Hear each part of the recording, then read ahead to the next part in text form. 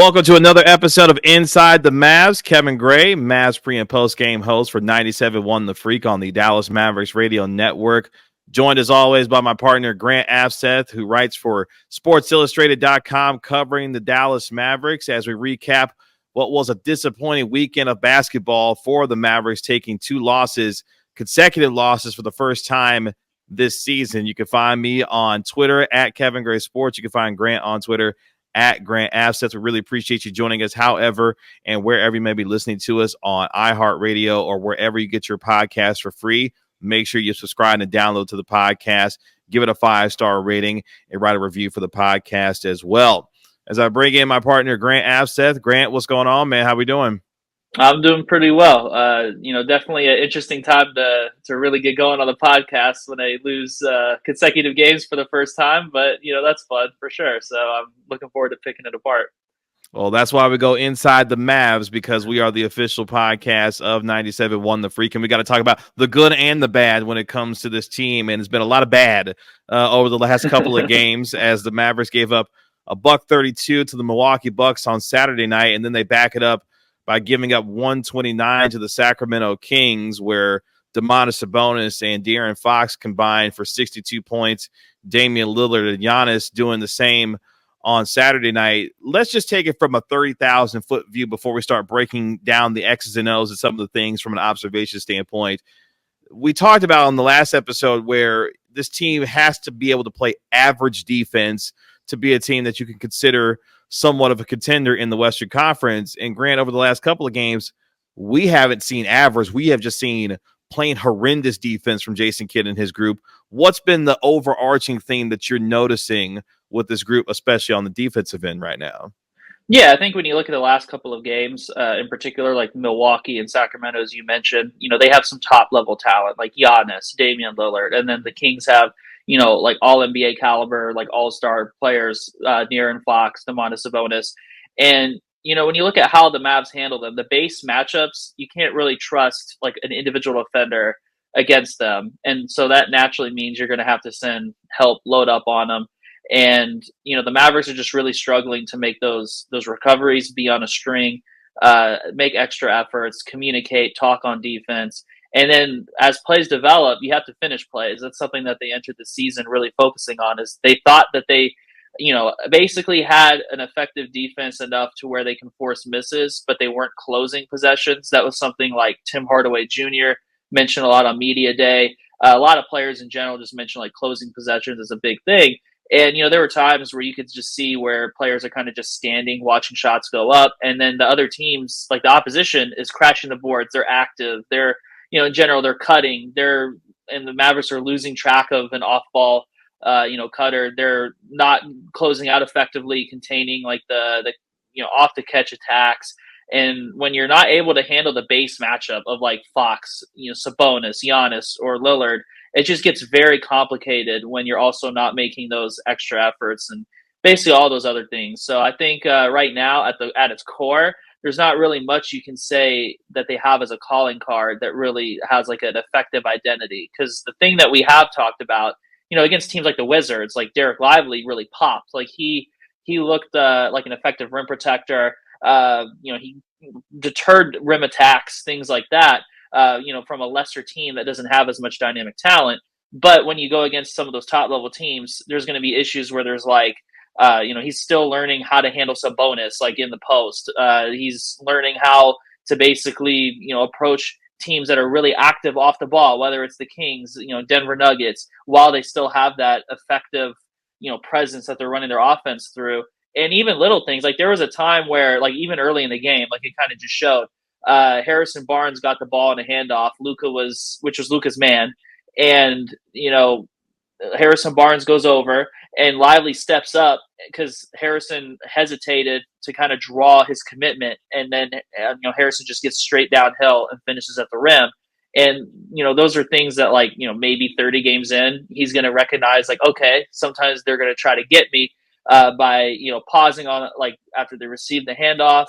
And I'm going to just stay put and, at least just get a handout instead of stepping up and getting beaten. Like when you're a rim protector that you need to clean up a lot of messes, has Mm-hmm. messes of his own because he's getting used to the NBA, that's not going to be an effective floor raiser against top level teams. And that's exactly like, big picture wise of that 30,000 foot view to basically sum it all up, as we wanted to discuss. That's a very challenging reality to live in. And you need other people to lift up the rookie center who's getting used to the NBA, not having to rely on the guy who's like, wow, I didn't know Sabonis really could do that. Like, I thought I could be Mm-hmm. able to pressure that hook, that left hand hook after he did 3 pivots Nope. and he still got it over me. Like, wow, he can do that. Like those sort of things are very challenging to kind of go through as a collective and individually for a rookie. So yeah, overall, there's just a lot to clean up. And, whether that's like roster wise or, commitment wise to the game plan, whatever you want to say, there's a lot of layers to the problem right now. Yeah, the Mavericks perimeter defense has got to help out Lively a little bit there. As you mentioned, still getting used to some of the top tier talent in this league. And he got a baptism by fire in the last couple of games, obviously taking on guys like Brook Lopez and Giannis Antetokounmpo in the middle. And then on Sunday, Domantas Sabonis, with the amount of old man game to him and the trickery that he can provide, on the offensive end. Those are tough matchups for a 19-year-old to start to deal with. And Jason Kidd even talked about it after the game, on Sunday night, which is, look, he's still young. He's 19 years old. There's been flashes of what he can do on both ends of the floor, whether it's the rim running and being able to get out in transition to finish, in the fast break, and also on the defensive end with his ability to be able to somewhat be a rim protector and to deter shots at the rim. There are still a lot of things that he's still figuring out and discovering, and the onus is on some of his teammates to be able to guard their man a little bit more and at least be a little bit more communicative when it comes to that defensive end of the floor to allow rotations to be a little bit more crisper, because you have just seen over the last couple of games, guys are getting free lanes to the basket. They're able to get to the basket at will. And it just seems like when Lively goes out of the game, and this is my biggest concern, when Lively goes out of the game for them, their defense becomes non-existent because there's no rim protection in the middle.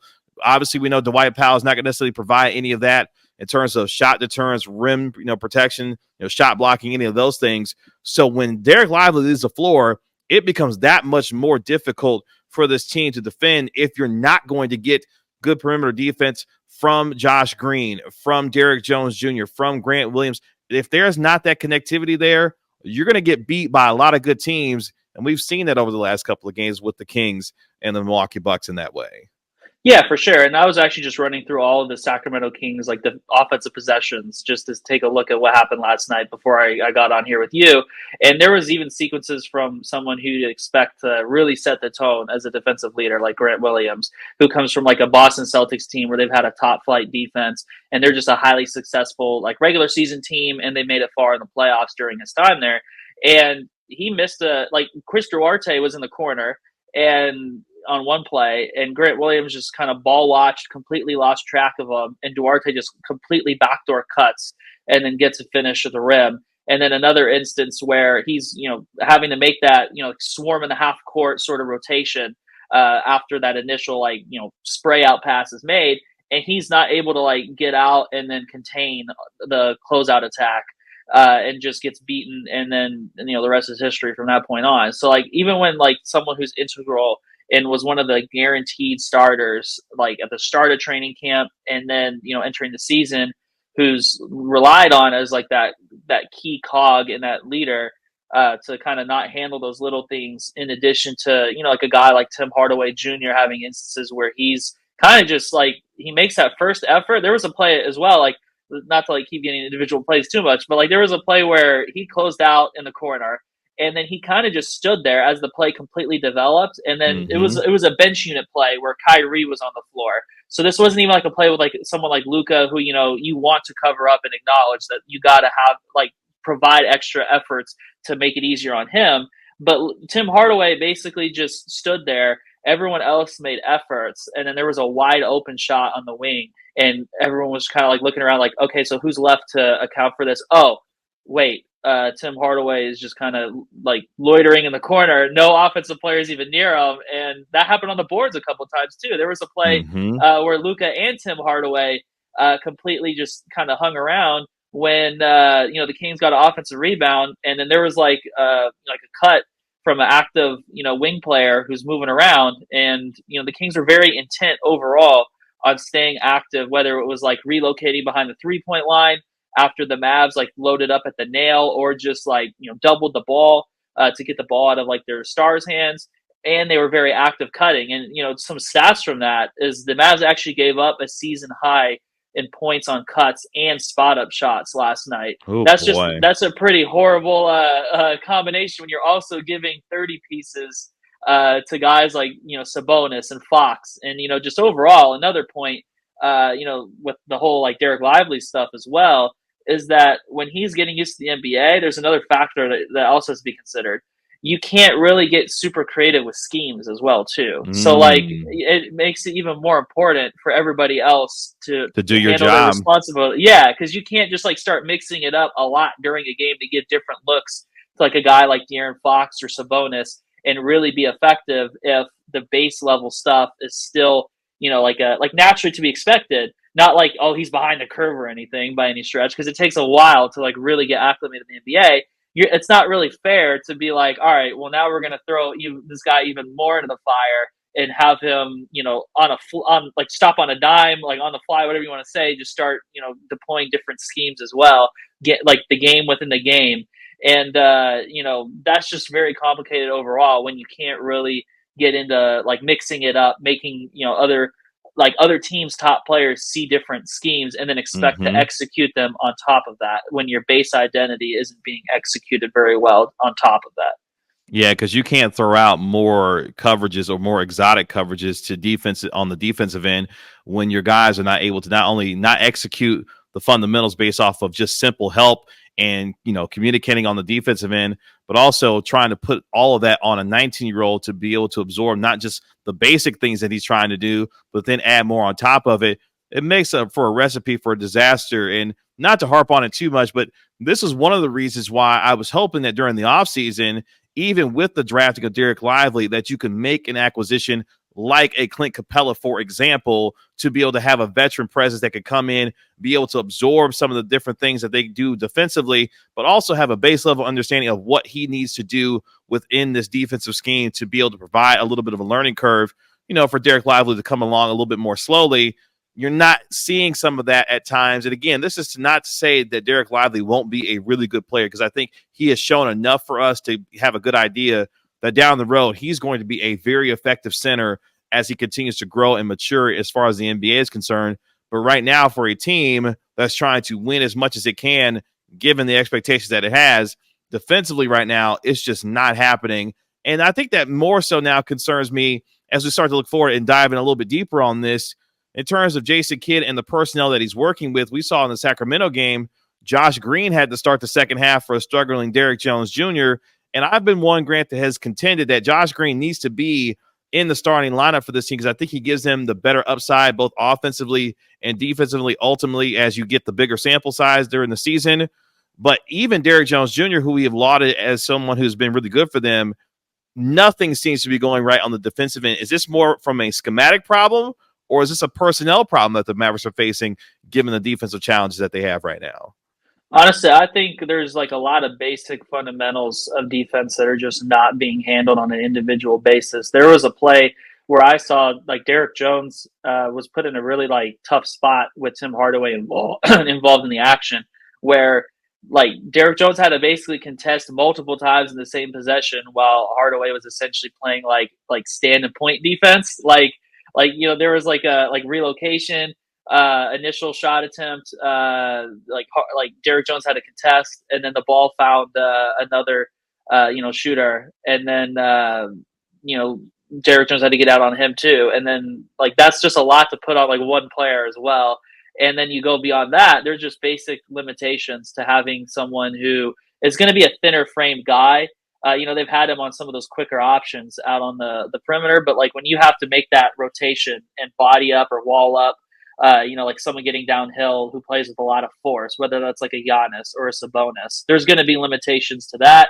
And then the same can be said as well when you have, I guess you could say like a Grant Williams, when you need to contain a quicker perimeter player as well. And then the play develops where he's flying around and has to be able to handle, whether it's like off a switch or anything in general like that, like on an island, have to handle quicker players. And he's not by any stretch the quickest player out there. So like there's some lateral limitations to him. So overall, there's just not like a ideal perfect physical like tone setter in the unit, like on the wing. Like you don't have that like 6'8" great lateral athlete with a strong frame that can kind of handle a little bit of like every single matchup at a high level. And that really, like, especially at the 4 spot, is challenging because you're going to put a lot of pressure on the center and the rim protector to then have to handle those top level like bigger wings. And that's something that we've gotten into at times, talking about the other games of this season, like the things that they've struggled with overall. Like you look at the Denver Nuggets, the Toronto Raptors, or just different teams overall. Those teams have had big wings, and they pose like with skill that can put the ball on the floor, that can shoot. A lot of those things have posed problems, and it's even more challenging when there's like that central hub of the offense, whether it's like Jokic or Sabonis, where you have to also load up on and then still have to account for those bigger wings, because there's just such a tiny margin for error when you're going to be giving up size. You're going to be having to respect their shooting, and plays develop, and if you slip up, you don't have the length or the athleticism or even maybe the physical frame to be able to absorb the contact, to be able to make that deep contest, all that stuff. It just makes it very challenging when you're also not handling those sequences very well. Like there's like after the first contest, it's like, okay, so who's gonna go and get out on this shooter? Well, I'm not going to communicate, and I'm just going to kind of stand and watch. Wait, you're not going to go get him? Oh, okay. Wide open shot goes up, and then you give up like 46 points off spot up shots against the Kings. Like just a lot of little things that are not being done that make it just overall very challenging when you factor in physical limitations with some of their personnel. And then back to your original point about the starting Josh Green in the second half. It's just interesting where you kind of think about the ideal, like fundamental, like lineup for what the Mavs should deploy, because there are limitations, even if, like Derrick Jones gets the job done defensively, with him offensively that have to be accounted for as well. Like the first quarter, you usually want Luka with him dominating the game. He's one of the fastest starters, if not the fastest starter, if you will, in the NBA. Like last year, the leading scorer in first quarters, and was just like a major threat. And if the base identity of the opposition is to put their center on Dereck Jones and then have like a wing out there, like a big wing, to switch the ball screening action with Dereck Lively, then you're mitigating some of what Luka is able to do, and you're making him have to work earlier in the game. And something I thought was interesting that the Kings did was, like some of the other teams that deployed that similar strategy, like the Pelicans in that second matchup started to throw that out there with Valanciunas on Jones. And then you have, the Bucks didn't do it with drop coverage, but you have, I'm trying to think overall, like what were the matchups here? I gotta pull up the schedule real fast. Sorry, I gotta get into make sure I cover everybody. So you have the Wizards were the other team. Yeah, that's the game I'm looking for. The Wizards. They had Kyle Kuzma kind of handle Lively in that initial like the ball screening actions earlier in the game, and they just didn't have the talent to handle it very well, like as the game went on. But when you play tougher teams, they're going to be able to account for it. And like last night against the Kings, what at halftime, Jason Kidd after the game basically mentioned that the halftime adjustment was to have Josh Green out there because he felt also he was a little more capable. I felt like, just off the observations, of being an offensive threat to counter that strategy, because they still had Sabonis on Green to be able to have that advantage where he's not being the one in the ball screening actions and things like that. But the difference is that you feel a little more confident, I guess you could say, at times, putting Green in like a pin down and then getting the ball and turning the corner. And he made a play out of that. And so to attack the rim, to attack the rim. And that gets into a complicated matter, because where it's like the ideal lineup that you would have is a bigger wing that can space the floor and be respected as a floor spacer enough to where, the poison that the other team is picking isn't going to be to put their center on them. So then you can keep like the base, like pick and roll situations and coverages for Luka to be able to attack with Dereck Lively. That's the ideal situation to start out a game. But if you don't have that option, and then you also have to give up some defensive capabilities as well on the other end as a team that's already struggling defensively, that gets into a bigger picture problem of what ideally is the supporting cast that you would have, and is it on the roster currently. So those are just a lot of things to kind of think about when, you know, the other teams are really starting to try to slow down Luka earlier in the games. And, you know, he gets off to fast starts regardless of some of these Sure. coverages. So it's like, that's not to say that like this is like some like huge problem or anything, but it gets into a situation where there are minor details that add up to kind of create little runs. Like last night, the point that I was going to get into, like the Kings kind of did a little bit of a different strategy than the Wizards and the Pelicans. They started to send late doubles onto Luka after he got the switch that he wanted. And so then he still had to get rid of the ball sometimes, or it just wasn't a good opportunity for him to get into a comfortable attack that he likes to get into. And that just like, one of those plays that he made where he got that late double, he made a fastball cross court two-handed pass to Josh Green on the other side of the court where he was wide open and missed a three on the right corner. And I just thought, you've got to be able to hit that three because number one, you're wide open, but two, all the work that Luka just did to be able to even get that pass off after the double team came, I thought was phenomenal. And I think that's just a perfect example of what you were talking about, bringing some of that late double coverage there on Luka, but he still be able to find somebody wide open in the corner because you're going to get wide open looks with Luka's seeing that kind of coverage in that way. for sure, that's exactly the one that I was thinking of too, where it's like you're basically going to make other players beat you late in the clock. You stifled the initial actions as the defense, and then now you're getting the ball out of Luka's hands late. That's a win, and it's obviously it's a win if they're missing the shot at the end of the play too. So that's even more of a like a crowning of the win, I guess you could say, whatever you want to say for that. So like overall, when there's situations where the defense can kind of get away with, you know, making possessions last longer and still closing them, and that's a challenge where you really want to have an identity with your personnel that forces teams to play more of a neutral approach because they're afraid of the other options that could happen within the play developing. And right now the other team is not really afraid of that, based off of the recent like defensive approaches that you've seen. And the only team that really kind of got picked apart badly enough to revert back to those neutral coverages was the Wizards. And that was in the second half when Dereck Lively really started to get active as a play finisher. But also that's why they're the Wizards as well too. They just don't have the personnel to be able to continue to get deeper in their bag defensively to mix it up. And that's also back to that other point about the Mavs defense. You can't really mix it up that much either yourself. So like now when you're kind of getting in a grouping with some of the bottom five teams on the season defensively, you know, that's part of the limitation that they have is they can't mix things up. They can't handle the basic responsibilities of their matchups, off-ball defense, like making extra efforts. And that's just no surprise now when you see recent games that they're bottom five in their defensive rating. And you look at like how that defensive rating, I guess you could say if you looked at like a line graph, it's getting worse as the season has gone on. Like they're 29th in a lot of spans. Like you look at like last 5 games, 3 games, 2 games, and even last game, things like that. Like they're just like almost as bad gets for defensive execution. So there's just not a lot going right now as the matchups get more difficult. Before we get to the offensive conversation, which has been no problem for this team for the most part this season, what solutions then are available for this team based on what they have right now? We're still a few months away from the NBA trade deadline, so that's not even a conversation right now in terms of changing personnel to try to make an acquisition to be able to help you out there.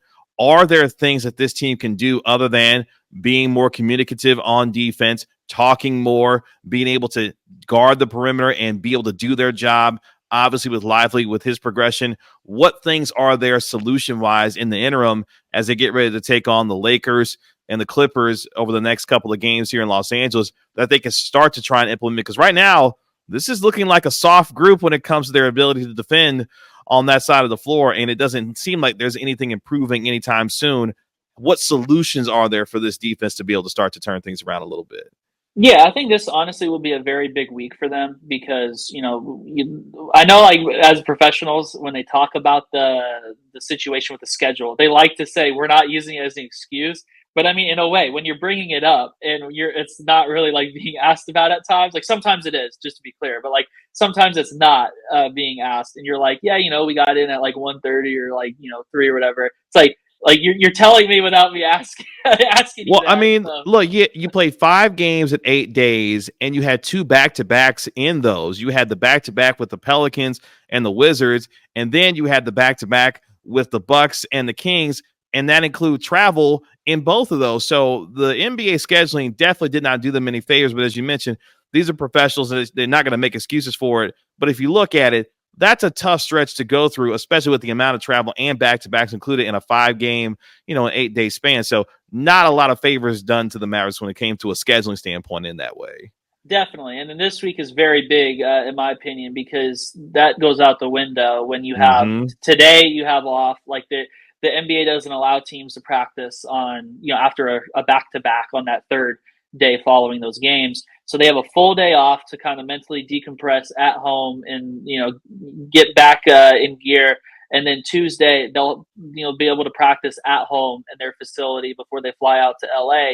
And then they're going to be playing a Lakers and Clippers team with spacing in between those games. Wednesday's the Lakers. There's 2 days off where they can, still practice in LA and then play the Clippers before coming home. And they have 3 games in 11 days, I believe, over the next, next couple of games. So when you have the gap in between them, and you're not moving cities in between that Lakers and Clippers game as well, with them both being in LA.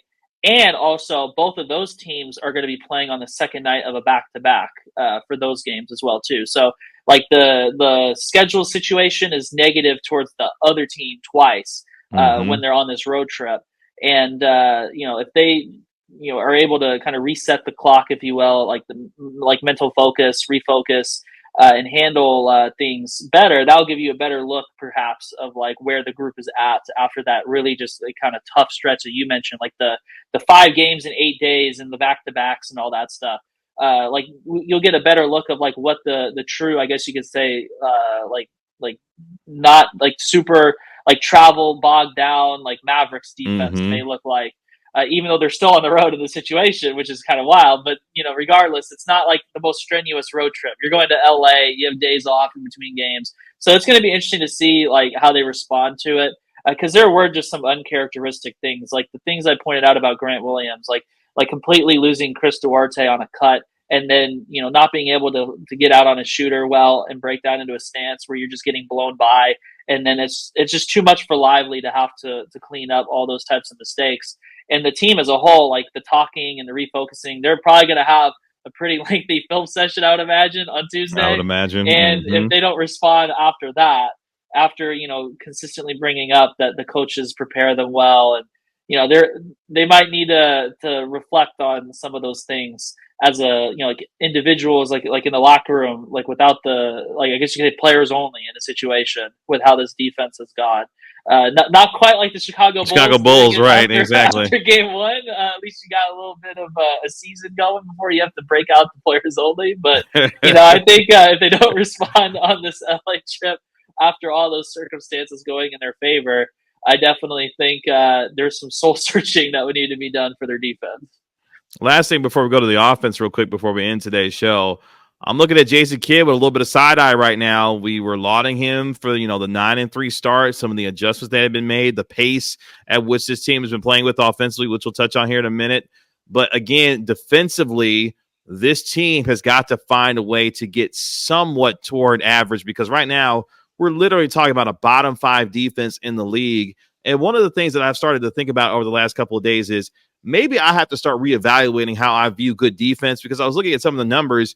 Right now, the best team defensively in the NBA from a scoring defense standpoint are the New York Knicks, and they're giving up 105 points per game. You're a top 10 defense in today's NBA if you're giving up 110 points per game. So for me is, can you get stops then in the fourth quarter? If you're going to deploy the idea, look, we're going to outscore teams night after night, what does your defensive rating look like in the last 4 or 5 minutes of games? Can you get stops in back-to-back possessions and be able to lock teams down at least somewhat in clutch time? Because if you can't even do that, there's no point in talking about having the best offense being a good defense, because as much as you score, you give up that much more on the other end.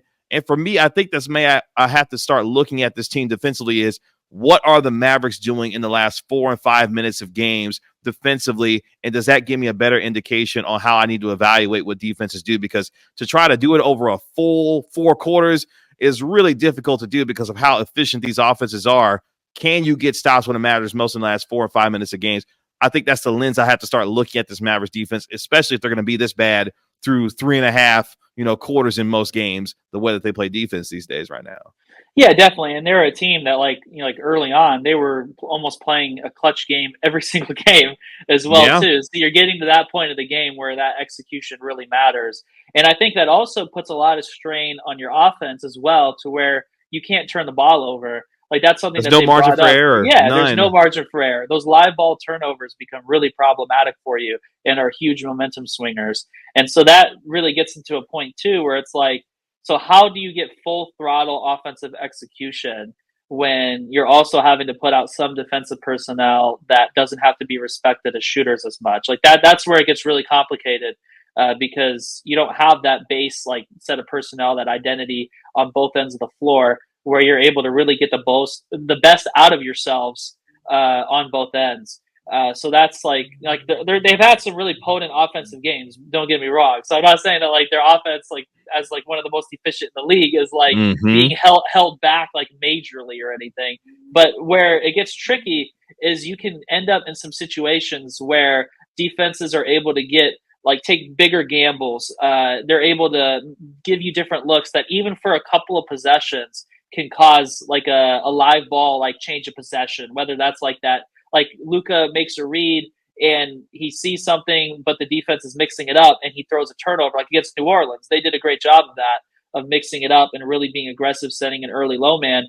And, like as someone who likes to make, I guess you could say like a little bit of risky, like no look passes and things like that, you're doing that predicated on manipulating the defense.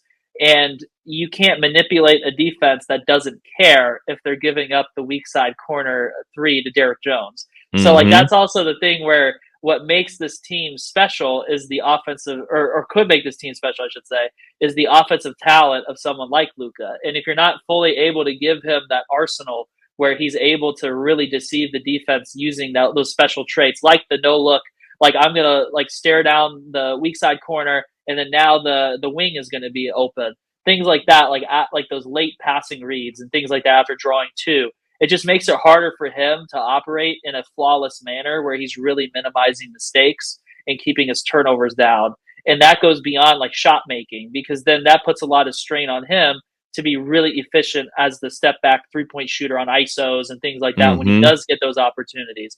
But then also, as we mentioned earlier, back to that point about the late doubles that the Kings sent, that also gives like more late shot clock defensive options for the other team, because all those things were early shot clock defensive, like approaches that I mentioned, like with the early low man sending, like different schemes. But when you also are able to send a late double and then not really be afraid that you're going to get beat by the back end or the weak side offense of the team that you're leaving open, like those set of personnel, that's really a problem, and that can create enough possessions of an advantage to where you're able to create, like fast break scoring opportunities, or at Mm-hmm. least just go on a run where if like like De'Aaron Fox, for example, he hit a couple pull up threes in the first quarter, and that really like put the Kings up for the first time.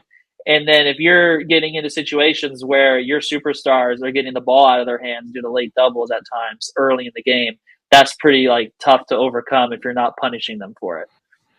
As we get ready to close today's show, let's talk a little bit about the offense, because the offense has been spectacular. A team in the Mavericks is second in the league right now in terms of offensive rating. Shout out to Rick Carlisle and his Indiana Pacers, who are putting teams in the dirt with their offense and their efficiency so far this year. They've been really good. Tyrese Halliburton has been spectacular for the Pacers so far this season. But you look at the Mavericks so far, you get 33 points in the second half from Kyrie Irving in the game against Milwaukee, a heroic effort to keep him in the game, blow a 10-point lead, not able to hold it against Milwaukee. And then we saw last night against the Kings, by the time this team got to the fourth quarter offensively, they had just ran out of gas. What are you seeing quickly from this team offensively that's been really, really good and effective for them, even though defensively we're not seeing that? This team offensively so far has been excellent so far for the Mavericks.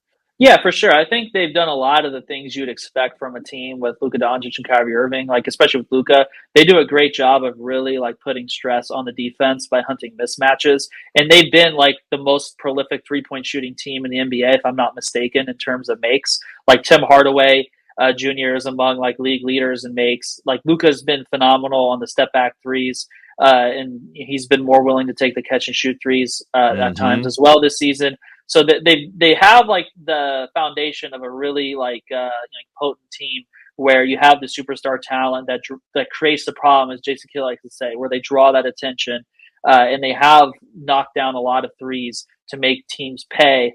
But then, just overall, as we're getting into the season where teams kind of see the film from those first 10 games, and they're really able to start, I guess you could say, getting creative with their approaches by seeing trends and trusting their scouting reports. They're starting to mix it up, as we've talked about, with getting creative, like daring Dereck Jones to beat you from three, and then just sending doubles on the ball as the shot clock kind of plays out. And so they have a lot of really just good stuff overall that you like to see, whether it's like to get those switches. But it does take a lot of time to get them at times. Whether you're using double drag screens and you're really playing through hedging and things like that, and you have to hold the possession to be able to get the mismatch, or bring back a screener again to get a screen, or a different screener to force the mismatch that you want. Those things take time, and they just need to maximize their personnel around Luka and of course Kyrie, to where you can really make the defense pay for doing that. And I think we're in a really interesting spot of the season right now, where 3 of the last 4 opponents have kind of made that gamble to dare the Mavericks to trust the shot of guys like a Josh Green or Dereck Jones, and the top 3-point shooters have knocked down shots at this point. Tim Hardaway has been phenomenal as a 3-point shooter, but when you have weak links in your unit, whether on offense or defense, teams are going to really start to key in on those as the season progresses, when they see the data, the trends, and all that stuff. So how they handle that going forward will be interesting. And as you brought up earlier, at halftime, they did decide to put Josh Green in Dereck Jones' place. And, Jason Kidd did mention it's because in the past, Green has handled those matchups well, where they put the 5 on him. And, during the Western Conference Finals run in 2022, that's kind of where that really became a problem for him, when Rudy Gobert was just not guarding him. And then he tried to attack downhill sometimes. And there was a play I remember where he just got blocked at the rim and pinned off the glass, if I remember, by Rudy Gobert, because he was given all that space, but he still decided to attack. But he's grown since that point. But you like to see him really get comfortable and consistent, punishing teams for trying to have those sort of schematic approaches and lineup approaches. And as you mentioned, he did have that that pin down, into a handoff, the zoom action where he got the ball getting downhill and made a play. But you have to, whether it's the coaching staff or the offense, the players on the floor, they're going to have to start really finding those advantages to punish teams for utilizing those approaches. And then if it doesn't work, they're going to have to really look at reflect on what's the best lineup without sacrificing too much defensively. Because right now, defensively, it's really rough, but offensively, you can't have situations where teams are getting away with more aggressive approaches and not being made to pay, while getting situations where they can force turnovers, force missed shots that you really don't want to be put in the position to have to trust, and kind of mitigating some of what makes the superstars. Because, again, this team is really predicated on those 2 superstars making a lot of plays and making it more difficult on them to make a lot of plays. Sometimes basketball is really simple. That's a problem. That becomes a problem sometimes, because it's a game of runs.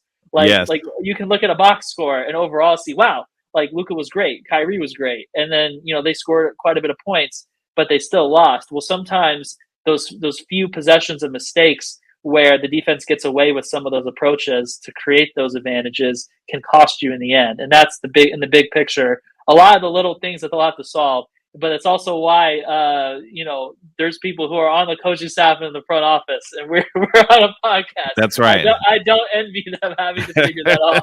Try to figure it all out. And you're right. It was a game of runs, especially in the Milwaukee game, where both teams were it was a well-played basketball game. Let me back up. It was a well-played basketball game in Milwaukee, highly entertaining, a lot of offense, clearly not a lot of defense, but at the same time, a lot of offensive execution on both sides. Mavericks against the Kings, not necessarily a lot of great offensive execution at times, or I should say defensive execution at times. Offensively, still a lot of fun to watch, but this team has got to find some kind of medium if they're going to find a way to be a little bit more competitive, because otherwise teams are going to get better as the season goes on. Your schedule is going to get a little bit tougher. think the Mavericks were a little bit of a beneficiary due to some of the soft schedule, but you've seen against some of the good teams that they played, whether it be the Nuggets, whether it be the Bucks, whether it be the Kings, who were a playoff team last year. They've got to find a way to be better against teams that are really, really good. And if they can, this ceiling increases for this team. If not, this team is going to be around a 500 team because as much as they score, they give up that much more on the defensive end. But we'll see as the Mavericks get ready to take on the Los Angeles Lakers on Wednesday. Then they take on the Los Angeles Clippers on Saturday as they get to spend the Thanksgiving holiday, hopefully not distracted, in Tinseltown when they take on the Lakers and the Clippers. As we end our episode today, Grant, tell the folks where they can find you at and the work that you're doing, man. Yeah, for sure. And if you're really interested in seeing how, I guess you could say bad the Mavericks defense has been, I'm going to be doing a video, like really like going play by play through some of that stuff and pointing out some observations.